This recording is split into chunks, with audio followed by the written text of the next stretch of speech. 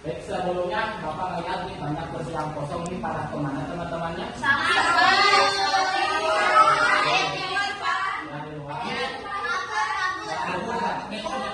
Ada juga yang kita katanya ya?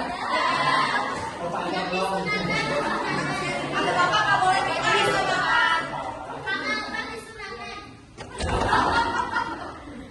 Ini kemana aja ini? Kok baru masuk? siangan Pak. Bapak sudah bukan? Itu Bapak siapa?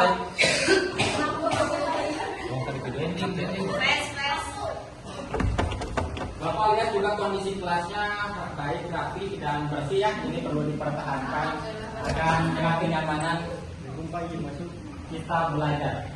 Lain kali jangan telat ya. Besok berapa? Iya, kamu bisa beres apa? Mobil malah Pak. Ada kayak Madura PNS. Baik. Sebelum mulai langkah baiknya kita awali dengan berdoa terlebih dahulu. Di sini siapa KM-nya? Adil. Oh, boleh Adil. Adil boleh disumpah. Pas saya lagi sakit pakai kamu sama ini aja Pak. Boleh. Dari Mbak. Doa.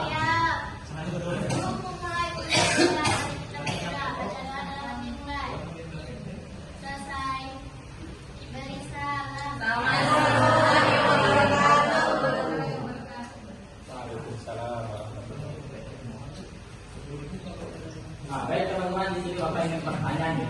Di sini siapa yang ingin masuk surga? Angkat tangannya. Pasti semuanya pengen ya. Tapi kalau nggak ada satu dosa yang bisa menghapuskan pahala ibadah kita dalam sekejap. Kira-kira tahu nggak dosanya apa?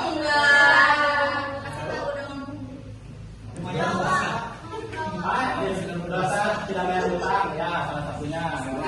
Lagi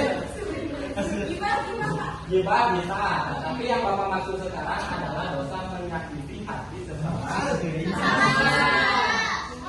Teman-teman pernah merasa sedih karena ucapan seseorang? Gimana? Pasti gak enak kan? Nah, pada kesempatan kali ini Bapak akan membahas tentang ukhuwah Islamnya, menghargai sesama dan menghentikan perundungan atau apa? Bullying. Teman-teman pernah dengar istilah bullying? Tahu apa itu bullying? Iya, benar sekali. Memang kita bullying. Terus pasti teman-teman juga pernah lihat berita tentang kasus perundungan di sekolah-sekolah.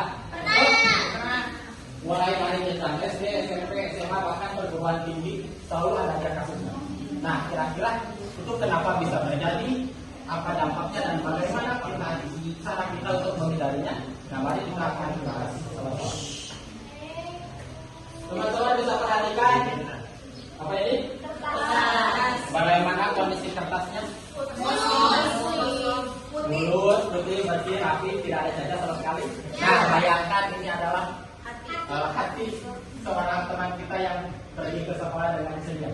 Lalu bayangkan mulai ada orang yang mengeditnya misalkan jelek, miskin, pengangguran, lemah iman. Terus apa lagi? Ya. Nah, meskipun orang tersebut sudah minta maaf, tapi kita bisa lihat kondisi kertasnya tidak akan kembali seperti semula. Begitupun perasaan di korban bullying. Luka di hatinya mungkin masih bisa dimaafkan, tapi bekasnya akan menetap selamanya. Itulah mengapa Allah berfirman dalam Al-Quran surat Al-Hujurat ayat 11. Nah, dari ayat tersebut Allah melarang suatu kaum untuk merendahkan kaum yang lain. Nah, oke. Terus bagaimana cara kita untuk menghindari perundungan tersebut? Bagaimana supaya kita dapat mengontrol bicara kita agar tidak menyakiti hati sesama manusia. Nah, ini ada satu metode. Boleh kalian tulis ya? Pak, nggak bawa paslon. Kenapa sekolah nggak bawa apa-apa? Metodenya ini disebut dengan 3 filter bicara.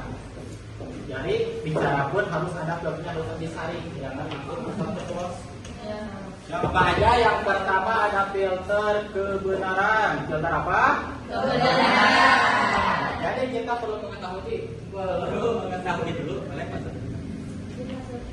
Ya. Apakah yang ingin kita sampaikan sesuatu yang benar atau hanya asumsi belaka? Jika kita tidak mengetahui kebenarannya, bisa jadi apa yang ingin kita sampaikan itu berujung pada fitnah. Lanjut yang kedua ada filter kebaikan.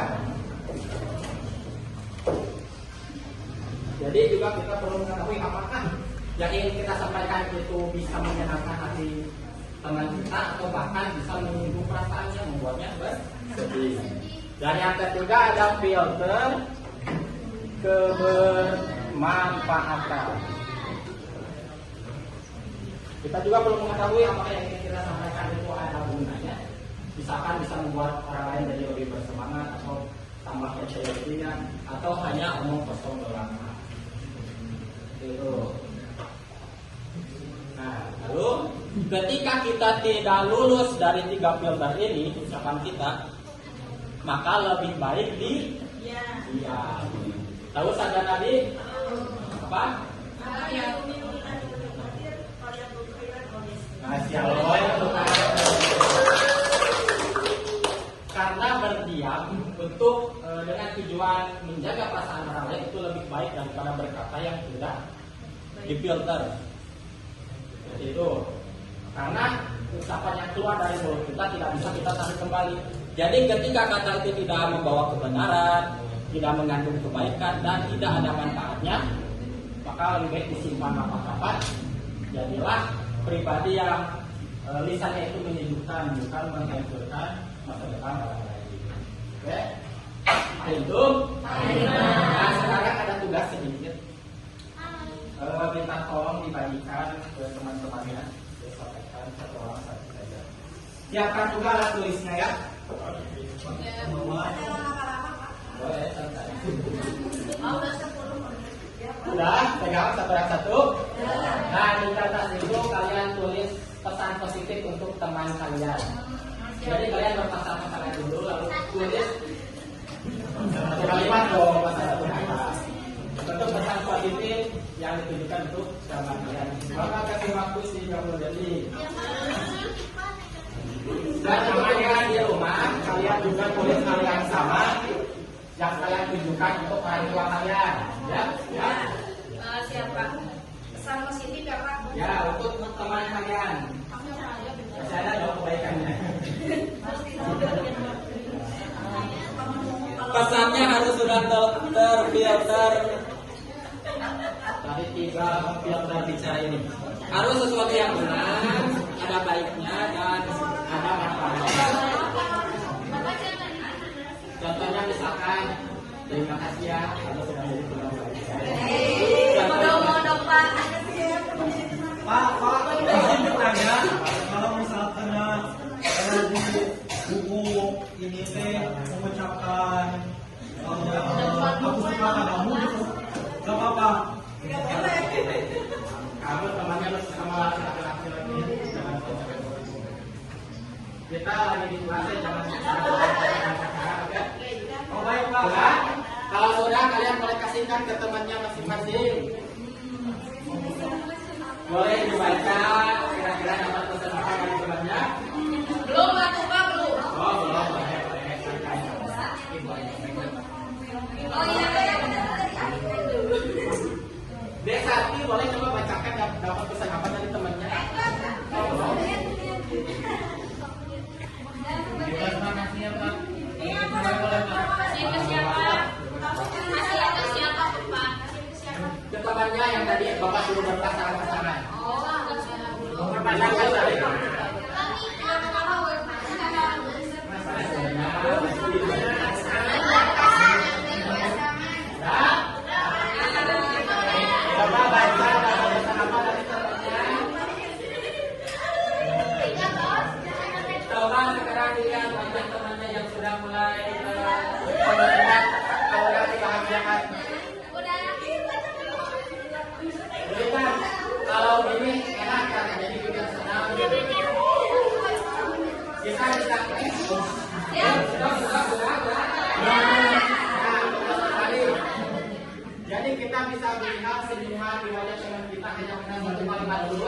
kita tulis.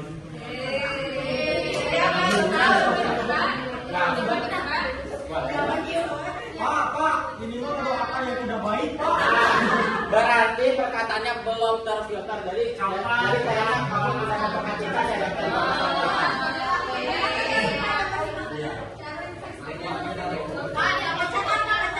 Ya, waktunya ya. Waktunya saya.